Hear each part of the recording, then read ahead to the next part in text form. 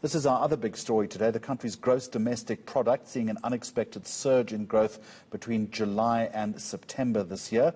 I'm joined now by the Statistician-General, Risenga Maluleke.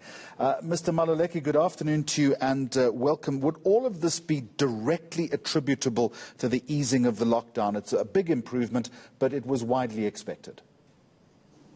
Certainly it is, and indeed it's because we come from the second quarter growth that was in the negative. We remember our economy had plunged 51% down, and that low base, to rise from that low base to where we are, has created this growth.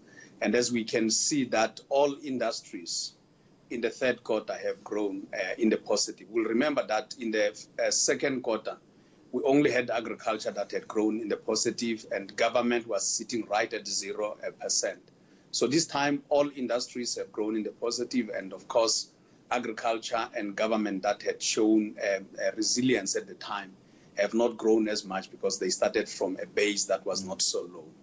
A more accurate barometer then of economic measurement will be the next raft of GDP numbers out, I imagine, if whether we'll see some sustainability or not. Well, we should go and measure and come back. With the economy, so is employment. I usually would not want to speculate because anything can happen.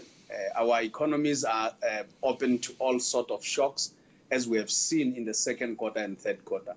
But one thing that we can say, especially for the for the second quarter and third quarter, is that when an economy goes through shocks, it goes in the extremes, and it has been shown in this regard of a negative 51% in the second quarter and the third quarter now that we are returning at 66.1%, which are more like outliers when you compare them with what we have been, the trends at which we have been growing all along. That is why all along, whenever we make available the the seasonally adjusted and annualized numbers, we also make the seasonally adjusted but still not annualized, where we are saying quarter on that one is 13.5%.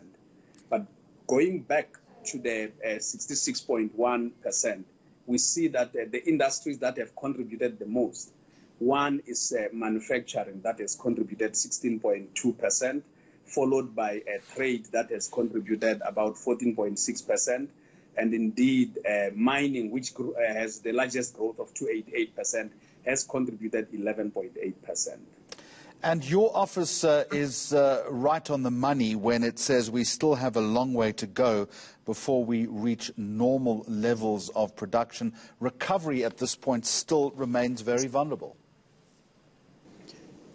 Well, I can't say it does remain vulnerable. This recovery in the third quarter of 2020 shows that there were movements in the economy with the easing of the lockdown restrictions on movements.